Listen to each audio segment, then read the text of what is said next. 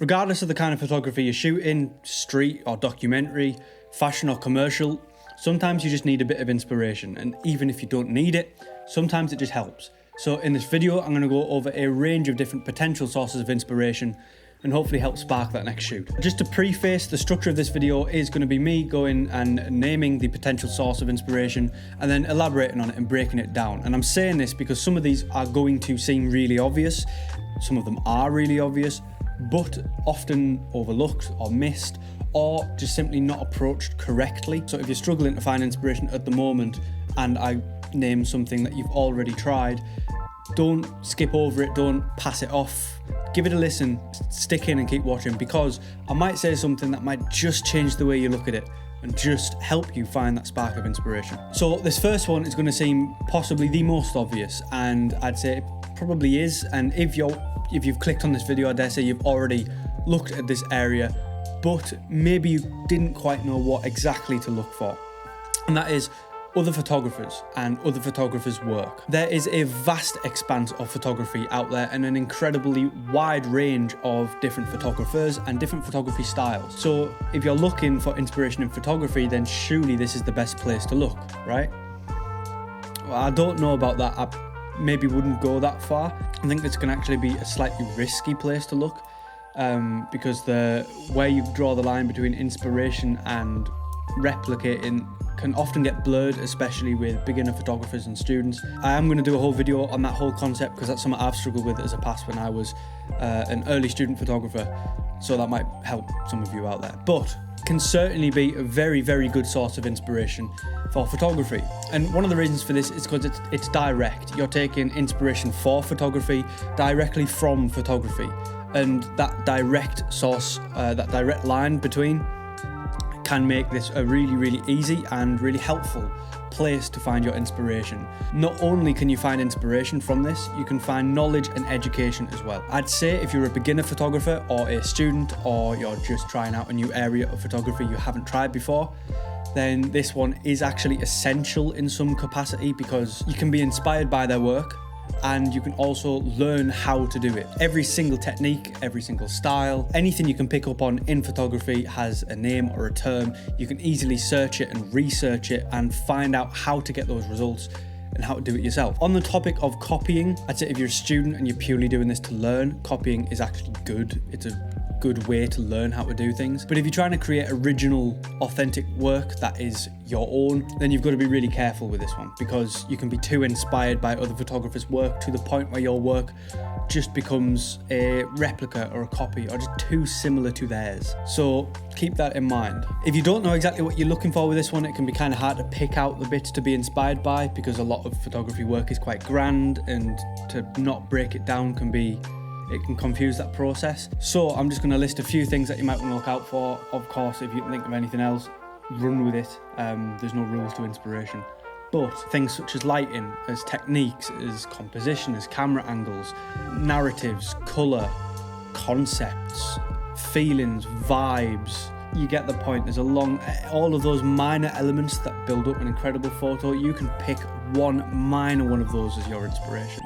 Anything that catches your eye or your interest, I'd say run with it, research it, get into it, experiment with it, and you might find a grand idea of your own sparks directly from it. So this next potential source of inspiration, I'm just going to categorize and call digital media. So with this one, I'm thinking movies, TV shows, YouTube content, video games. Anything that you can sort of group in with those kinds of things can be an incredible source of inspiration for creating photographic work yourself. And I say this because all of these things have photographic direction. There is elements of photography used in each one.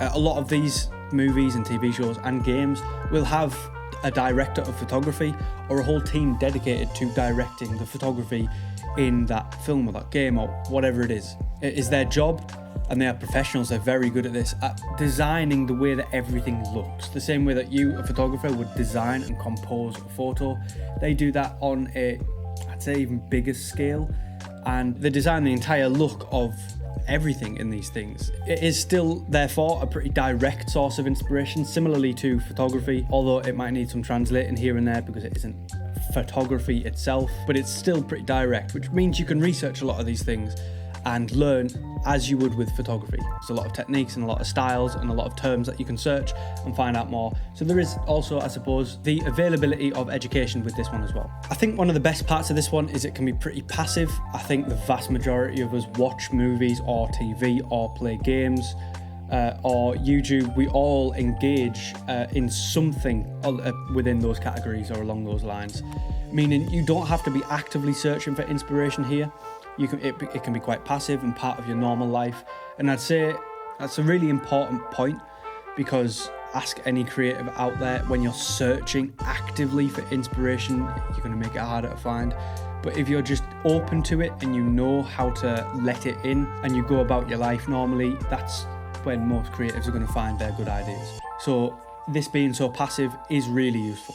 That's not to say you should or you can in this one just turn off your eyes and your ears and your mind, because it may well be passive, but only if you're open to it. If your mind's not open to it and you're not sort of watching out for it, then you're going to miss it, it's going to flow by, and you're going to lose that inspiration. You're going to let it pass you. So you have to be open to receiving it. So next time you're watching a movie or you're binging something on Netflix or you're playing your favourite game, just be open to receiving that inspiration. Any sort of heightened feeling, be it awe, fear, sadness, joy, anything at all like that, then let it in. Let that in deeper than you usually would and become inspired by it. Think on it and dig a little deeper, and you may well discover a stream of inspiration. In a similar vein, this next potential source we have is music.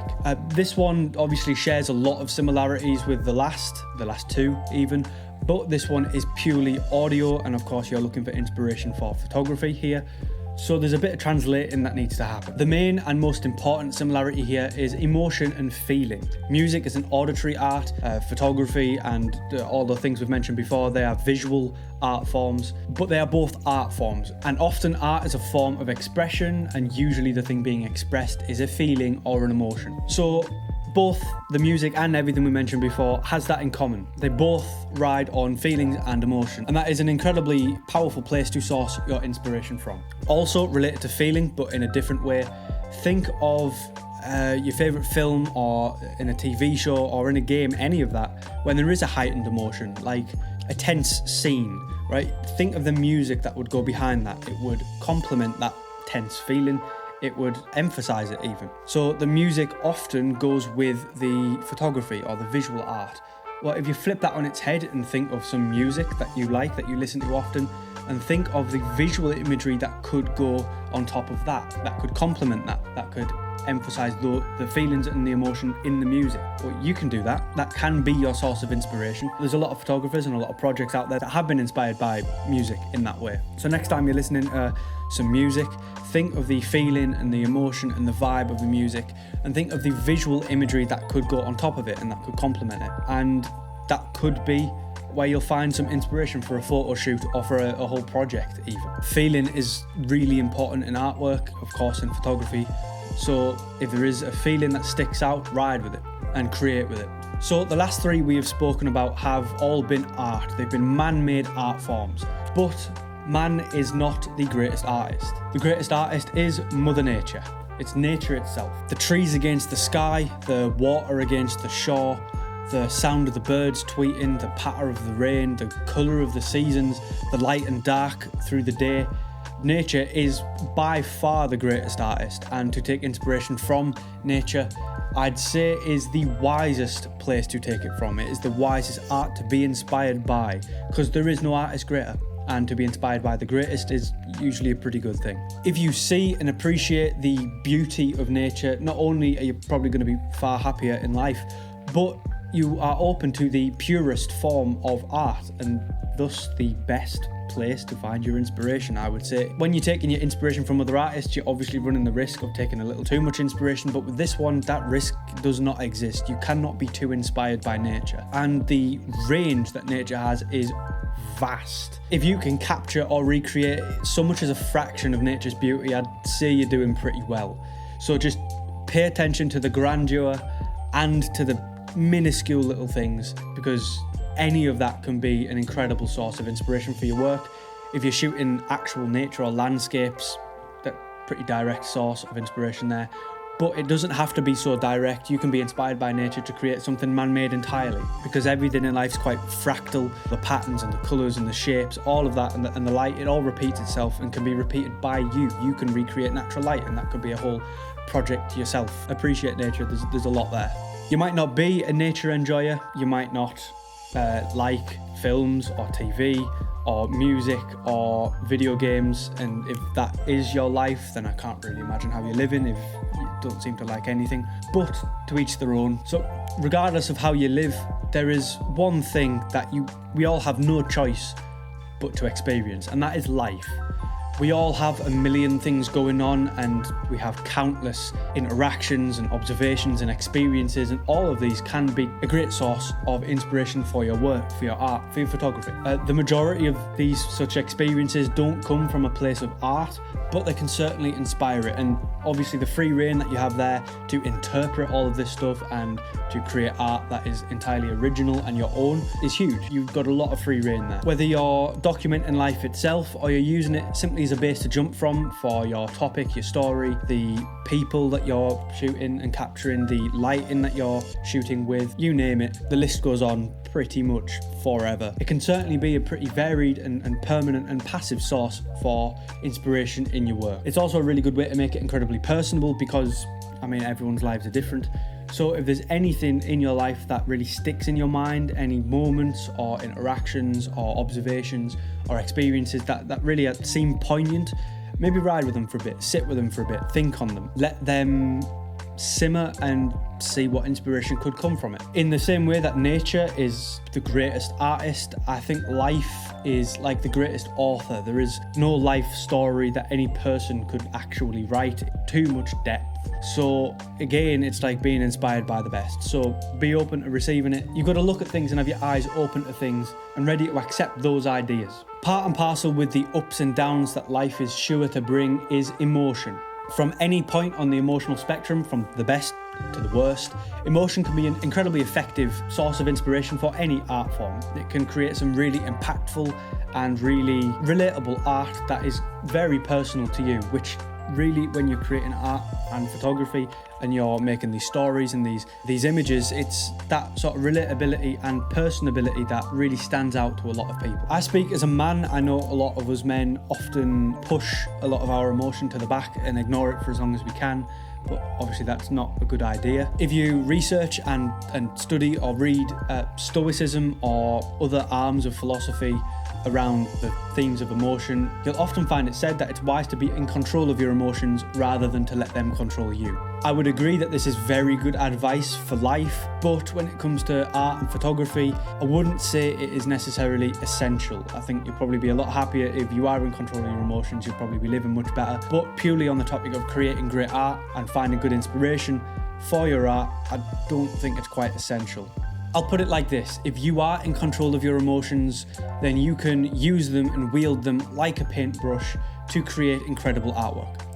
But if you're not in control of your emotions, then they can wield you and use you like a paintbrush to create incredible artwork. So both sides of that can be good roads down to create really good work, but I'd say one's a little healthier than the other. So really try and understand your feelings and your emotions, be them absolute highs or the lowest of lows. Don't try and shove them away, sort of let them dwell and ride them as much as you can. And honestly, this applies to any art form, photography of course included. Sort of let them come out of you in your art. I know this one is going to be tricky for some people. It depends how you manage your emotions, but it is one of the best places to get inspiration for your work from. And oftentimes it can lead to work that is really impactful, really memorable, and that tells incredible stories. So always keep that one in mind. So those are the potential sources for inspiration for your photography, and I suppose any artwork really, that I would like to speak on. As a bonus source, there is also yourself.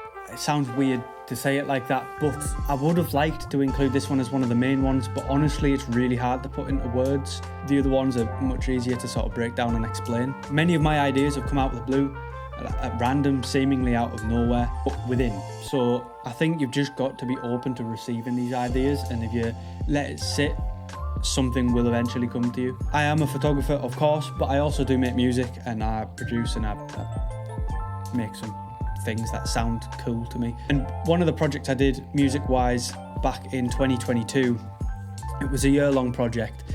Called it Sakai 365, and I made a minute of music every day for a year in one continuous music piece that just evolved for the whole year. And it was almost like a music journal.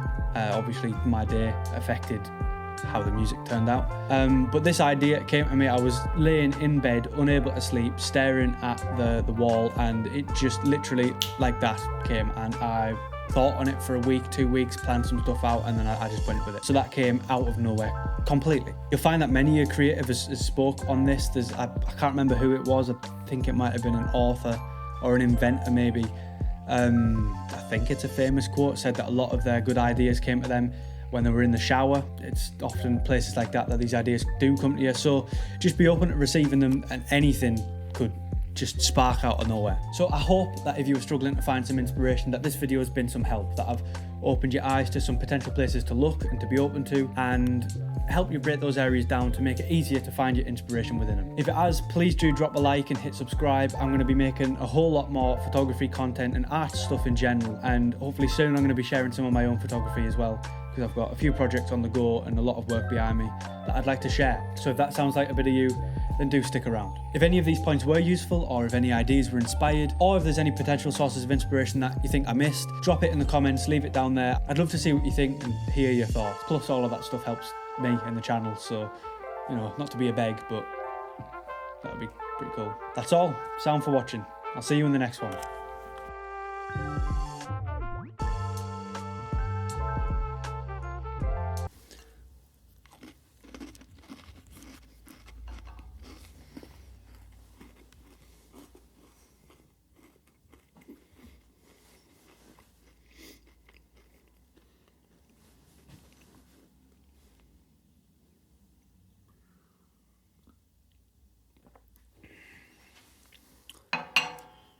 Lovely.